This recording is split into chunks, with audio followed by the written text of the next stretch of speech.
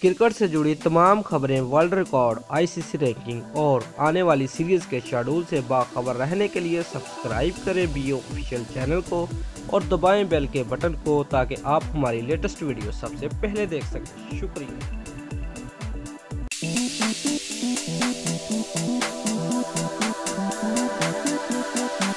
Viewers, कौमी team के fast bowler Mohammad Abbas ने एक और मुनफरद रिकॉर्ड अपने नाम कर लिया है। 28 साल मोहम्मद अब्बास ने ऑस्ट्रेलिया के खिलाफ हाल ही में ख़त्म होने वाली टेस्ट सीरीज़ में 10.59 की औसत से 17 विकेटें अपने नाम की, जो एशिया में एक सीरीज़ में 15 या उससे ज़्यादा विकेटें अपने नाम करने वाले किसी भी फास्ट बॉलर की जन्म से पेश की गई दूसरी बेहतरीन कारकर्दगी रही है।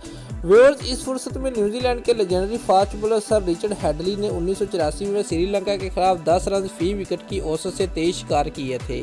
इस फुर्सत में तीसरा नंबर पाकिस्तान के मोहम्मद आसिफ का है, जिन्होंने 2006 में श्रीलंका ही के खिलाफ 10.76 की औसत से 17 विकेटें हासिल की थी। Viewers, legendary Pakistani fast bowler Waqar Younis ने 1990 में न्यूजीलैंड के खिलाफ 10.86 की औसत से 29 शिकार किए थे। लेजेंडरी ऑलराउंडर और पाकिस्तान के मौजूदा वज़ीर-ए-आज़म इमरान खान ने 1986 में वेस्ट इंडीज़ के खिलाफ 11.06 की औसत से 18 विकेटें अपने नाम की थी। भारतीय फास्ट बॉलर इरफान पठान ने 2004 में बांग्लादेश के खिलाफ 11.99 की औसत से 18 विकेटें हासिल की थी। साबिक कौमी कप्तान वकार यूनुस ने 1993 में जिम्बाब्वे के खिलाफ 13.81 की औसत से 27 खिलाड़ियों को प्लेन भेजा था। व्यूअर्स, याद रहे कि मोहम्मद अब्बास ने दूसरे टेस्ट में 10 विकेटें हासिल की, जबकि 2 मैचेस की सीरीज़ में मजमूई तौर पर 17 विकेटें हासिल की।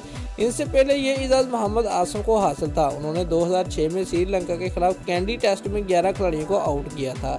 तकरीबन 12 साल के बाद ये एजाज़ हासिल करने वाले मोहम्मद अब्बास वो दूसरे खिलाड़ी हैं।